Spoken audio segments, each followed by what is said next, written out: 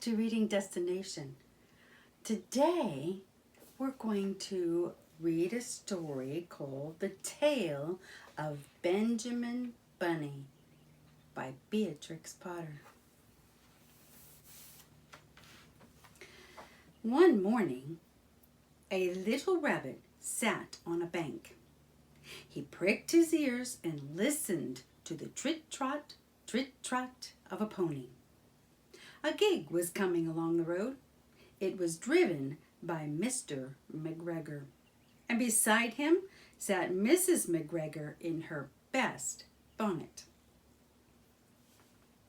As soon as they had passed, little Benjamin Bunny slid down into the road and set off with a hop, skip, and a jump to call upon his relations who lived in the wood at the back of Mr. McGregor's garden.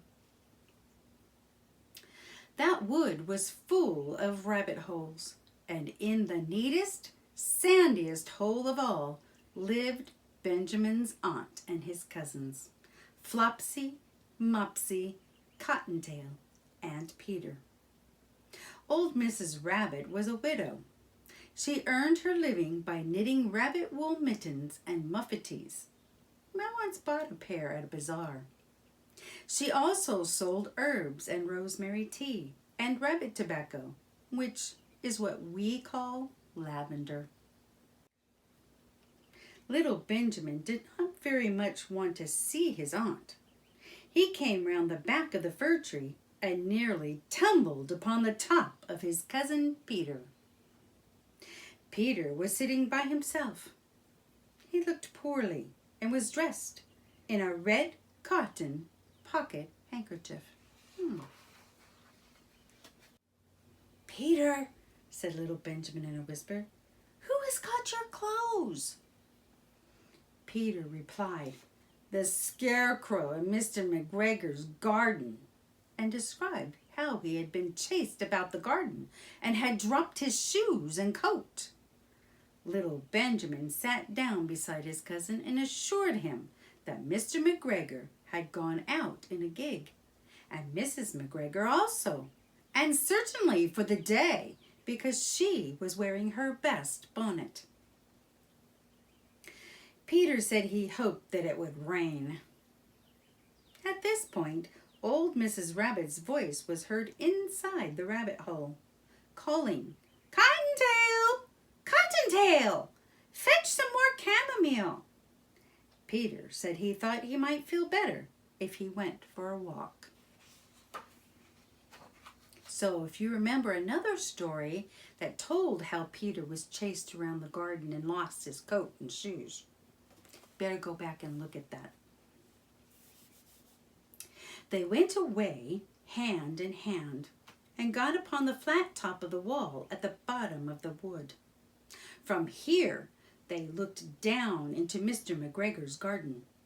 Peter's coat and shoes were plainly to be seen upon the scarecrow, topped with an old tam-o'-shanter of Mr. McGregor's. That's a kind of hat. Little Benjamin said, "It spoils people's clothes to squeeze under the gate. The proper way to get in is to climb down a pear tree." Peter fell down head first, but it was of no consequence, as the bed below was newly raked and quite soft. It had been sown with lettuces. They left a great many odd little footmarks all over the bed, especially little Benjamin, who was wearing clogs.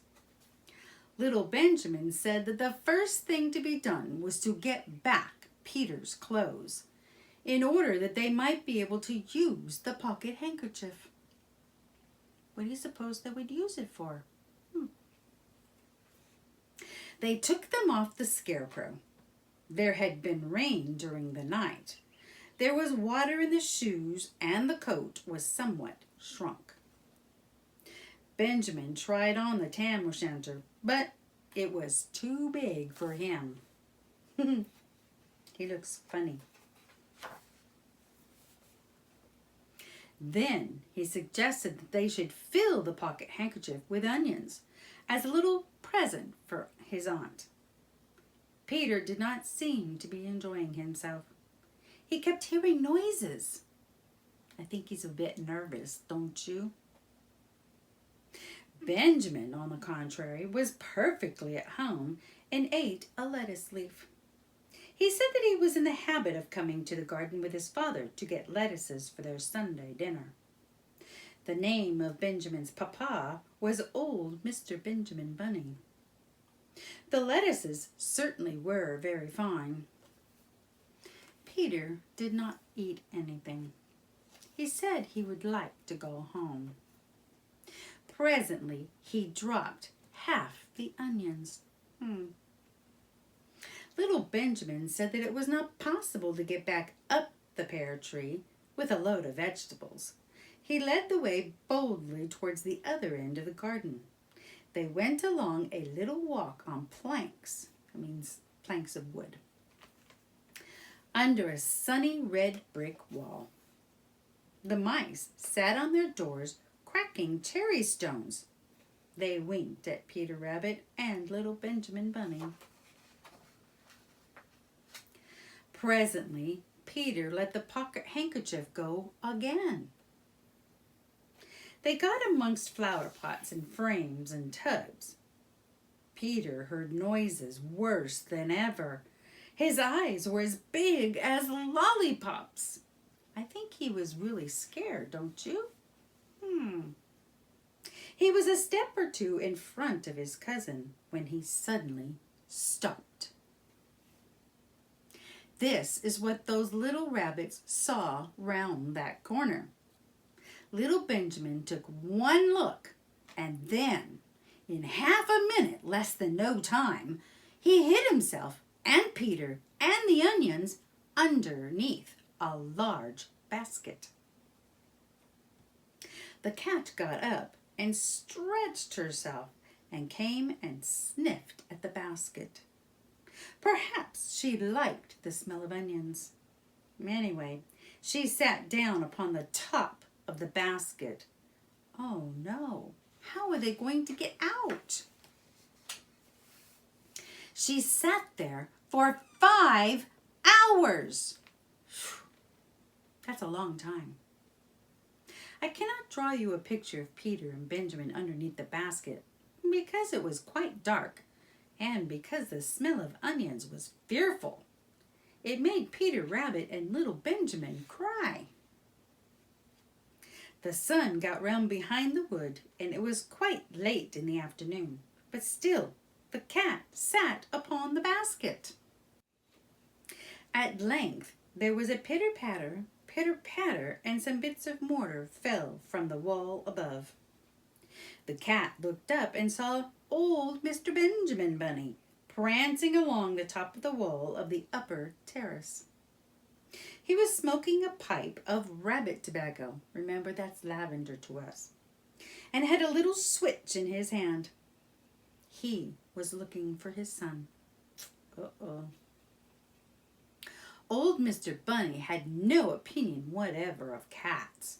He took a tremendous jump off the top of the wall onto the top of the cat and cuffed it off the basket and kicked it into the greenhouse, scratching off a handful of fur.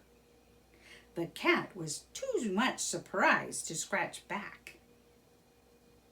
When old Mr. Bunny had driven the cat into the greenhouse, he locked the door.